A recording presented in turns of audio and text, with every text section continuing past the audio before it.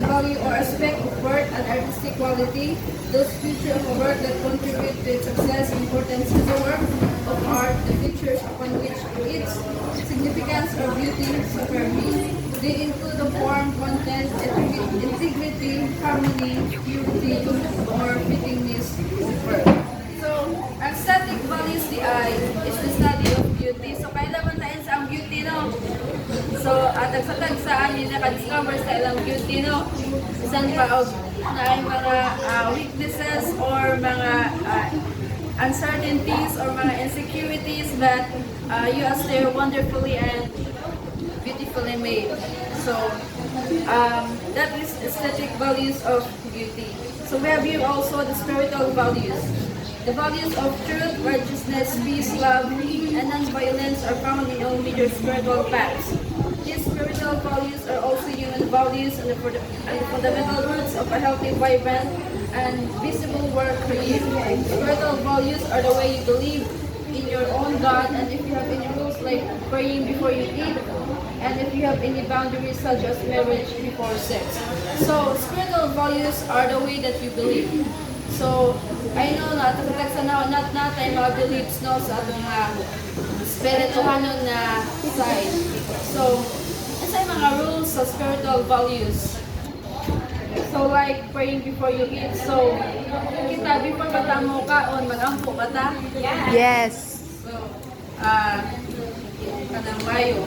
And next is if you have any boundaries such as marriage or sex.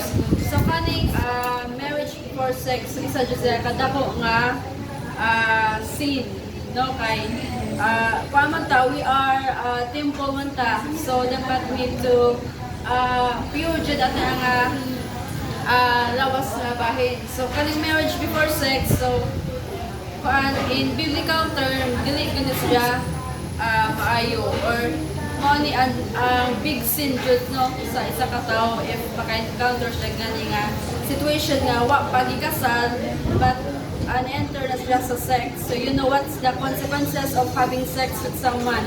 So di jud lalim especially sa ating generation karon no dapat jud maging careful kita about ani nga type. So also, spiritual values are how you represent what you believe in when it comes to religion, spirituality, and sticking to what you believe in without being hypocritical. So, anong makaingon ta sa itong kagalingon nga kuan? Am I enough? Am I enough kanang term ka makaingan mo pakoy pulos ani kalibutan. So ana nga yung mga sayings no labing translation karon na we are in a third year level of kanang sa ating college life. So na ay mga struggles, mga circumstances na makaingan ta nga murag kuan I breakdown na labi na maka-contact mga comments at yung instructor. So, himuan na ang motivation or inspirational. Isa pa na way to test inyong faith, inyong pagtuo, no? In every circumstances yun, dili dito mag-depend sa atong pangalingon.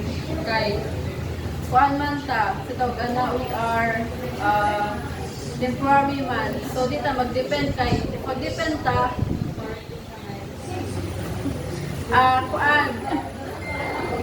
kung mag-depend sa itong kagalingon, natin times ka, hindi natin makaya. So, mga yung spiritual values, no? Before, mag-daw sa kadahan, mag-pray for guidance, protection, spiritual living, sa Ginoo. So, mga siya. So, next is the physical values. So, the physical values are defined as those that relate to the body and whatever health, beauty, and strength, as well as all the pleasures of the senses. So this is usually perceived as values as people who focus their life on the development of the physical aspect usually neglect the cultivation of the spiritual, intellectual, and moral aspect. Accuracy. So the physical values are the accuracy, cleanliness, utilization of resources, orderliness, punctuality, and timeliness, safety, responsiveness, and quality. So next is the economic value. So what is economic value? Okay. So economic value is the value that person places on an economic good based on the benefit that they derive from the good. It is often estimated based on a person's willingness for the good, typically measured in units of currency. So in ethics, values denote orientation, standards, and objectives which guide and drive people, actions, and economics value is related with money and denote the change utility and capitalized value of things. The value is measured against the usefulness and relative value. So why are economic values important? So any idea why economic values are important? So economic values is used to assist folks both financial and environmental to make better budgeting and investing decisions. It helps producers understand the worth of good or service based on consumer preferences and what they are willing to trade or sacrifice. Economic values are known as financial life values. These are about money and finances. So they are unrelated to how much money we actually have. These values reflects what we think or believe about our money and financial affairs. So, sabi natin institution karon, agipit na kadhag amoton. So that's how economic values or financial values work. So they reflect how we value money and what it can buy or how it can grow as an investment. So, nakasana ba mag-invest? Yeah. Investment? So, like what man? Investment. Financial life values may or may not be related to what we actually know about money and finance. So, lastly is the philosophies of life. An individual's personal philosophy is his way of looking at the world and people around him. His personal philosophy is one of the most fundamental elements of his being, for it enters into his thinking, his emotions, his actions, and reactions. Some people do not have only one philosophy or way of thinking. They may be eclectic, meaning they partake of several philosophies. Roughly, they are the basic philosophies. So first is the realist. The realist looks to what is seeks for the answer to his questions. He observes nature, he sees a man as a product of the world about him. So the realist man, most important feature is his ability to adapt and use the laws of the universe. The naturalists belong to the same category. So the realist is money look what he seeks for the answers to his questions. The idealist finds the answer to reality within man's mind or soul. The two main categories are the religious and the personal. The idealist believes in God. He looks to him for the ultimate answer to reality. He believes that the most important thing about man is his soul and his relationship with the divine being. So that is the meaning of the idealist. So lastly is the pragmatist. The pragmatist looks for meanings in the practical feelings and believes that the function of God is to guide action.